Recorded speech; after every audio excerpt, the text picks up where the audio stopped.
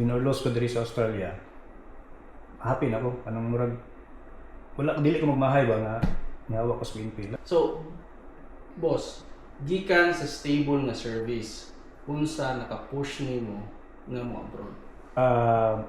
Siguro ang kuan gyapon ng tawagan ni kan. Dako mo sweldo sa PNP pero kulang gyapon. Tinuod kulang gyud. Kay Kulang in the sense nga daghan ka ginabuhi? oh, ay dili pod. Boss. Ay rana. Wala. Dili kani.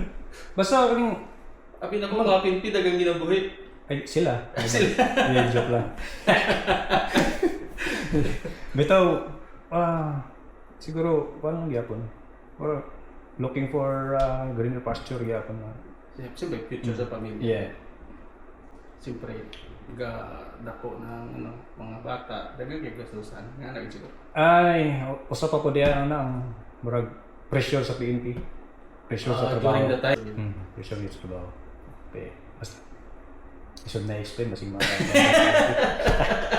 Daghan na ba nga ginapatawag sa NBI? So, masing apelon ta, masing kapilon tayo pa Taga-Davao ro mo ta, masing- Sampina.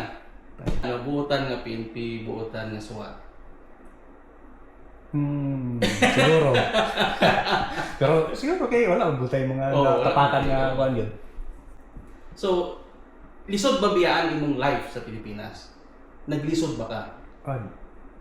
Dili. Well, dili ko makaingon nga isod. Boss kay before ko nag-resign na decided na jud ko na Hawa dyan. win or lose ko diri sa Australia.